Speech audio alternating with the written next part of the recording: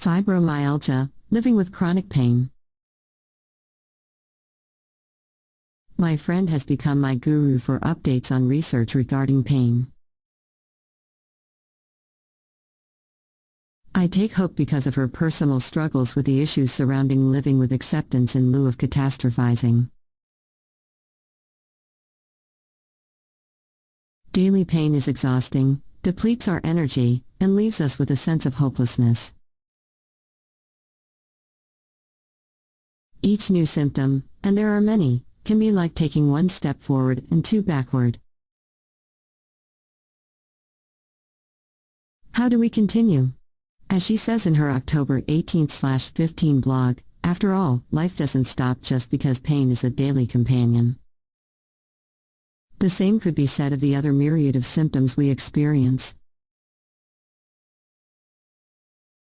Chronic pain has become one of the leading reasons for doctors' visits, workday losses, increases in pharmaceutical approaches for controlling the symptoms, and the emergence of pain clinics. Healthcare professionals are trying many strategies to ease the suffering of millions of those of us with a less than good quality of life. Among them is the American law professor, Toni Bernhardt, who documents her journey through the maze of adapting to and living fully with chronic illness. Her newest book is a practical and honest account of the ways in which a person living with chronic illness can turn her/his life around. As I have discussed so frequently, mindfulness meditation is integral to her work. It would seem that among the experts of chronic pain, the advice is very similar: exercise moderately when able, meditate, learn to say no. Avoid being around friends and family who do not support you, and always keep in mind the idea of pacing yourself. Practice self-compassion and above all learn to live, rather than to be subject to defining oneself as pain. Living in the past or looking into the future is counterproductive.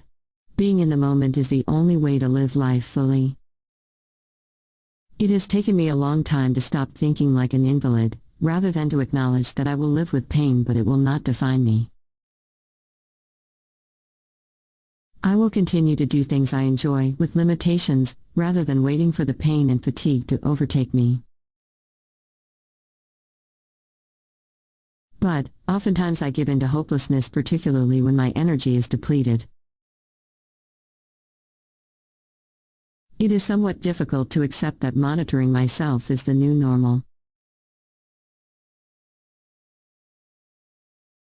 She is the author of many blog writes. We all know that having pain can act as a disincentive to doing things. What's less clear is how, when a person is in chronic pain, life can continue. October 18, 2015. She goes on to say how complicated it is to work around what is considered to be normal within daily living. Life never proceeds along a linear straight path without daily fluctuations. What is normal on a snowy, blustery, isolating day differs from a lovely autumn day when getting around outside is less problematic. Some things are beyond our control, while others are of our own doing. Trying to organize a dinner party for a dozen family friends at Thanksgiving is a major undertaking. But taking a drive in the countryside to leisurely appreciate the beauty of the day can be soothing. Yet, both are what we might enjoy, and having to exclude the one that would cause stress and anxiety might produce feelings of guilt and sadness. This time of the year, when there are such things as scarecrow festivals that make one smile, can be just the medicine one might need. But serving and preparing a dinner for guests can result in catastrophic thinking as one tries to be the perfect host. Yes, a gorgeous pie was made for our Canadian Thanksgiving dinner in October. Granted, it was made by my granddaughter, nonetheless, the work required for a dinner of 12 can be overwhelming. Sensibly, I was able to say that I was tired, the fatigue that only those who have it can understand, and would be the only person present who would not be doing any of the work. In the past, I would have exhausted myself trying to manage the entire affair. It takes a great deal of courage to be present at an occasion and not organize and take care of others. It takes old age to recognize that I can do both.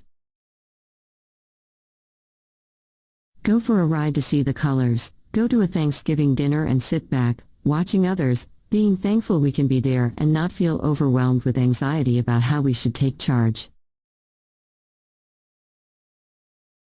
After my month-long participation in June at the pain clinic, I slowly began to realize that those of us with chronic pain fit a profile that is very similar to one another. Many of us are prone to catastrophizing about our symptoms, often give in to depression following a bout of anxiety over some new experience of pain, and generally cannot remember that life varies often from hour to hour, certainly day to day. That there are challenges for us there is little doubt, but the term chronic implies that it is permanent, without any joy left to be looking forward to. Little wonder we give in a sense of despair. Anxiety looking to the future with a catastrophic outlook. Depression looking back on the past wishing we could change what we have become. It is not living in the present moment. How many of us have fearful thoughts about the future? I do often. In mindful meditation seminars we are taught that thoughts are not facts. Believing I cannot ever again undertake a task that gives me joy is a challenge I face daily. We often have to compromise, but sometimes the brilliant ways in which we have modified our accomplishments can be very satisfying. I have been reading how Buddhism defines destructive emotions like passion, aggression, and ignorance. I can relate this to fibromyalgia. Unless we become the expert in our own lives, we will continue to suffer from ignorance about this syndrome with which we have become afflicted. It is the inability to see the truth about our relationship to this overstimulated central nervous system. If we continue to treat fibromyalgia with aggression rather than kindly as part of ourself, then we only exacerbate the symptoms. Without self-compassion, we will continue to treat ourselves in ways that continue to cause more suffering. Then there is a passion, which is the desire for a different life than what we have. I am not a Buddhist nor an expert on philosophy, but one of the basic concepts is that of suffering. It can be translated into anxiety or stress, the mental form of which can be suffering from growing old and illness, both of which are endemic to fibromyalgia, as we wonder if this pain will last forever and how we will manage it in the future. We all suffer, it is part of the human condition. However, often fleetingly, there is joy. So, on this gray November day when the leaves have almost all fallen from the trees and we wait for the first snow, at least in my part of the world, I have to practice what I preach. Stop and enjoy some of the beauty still left from the autumn colors. Kindly subscribe to our YouTube channel.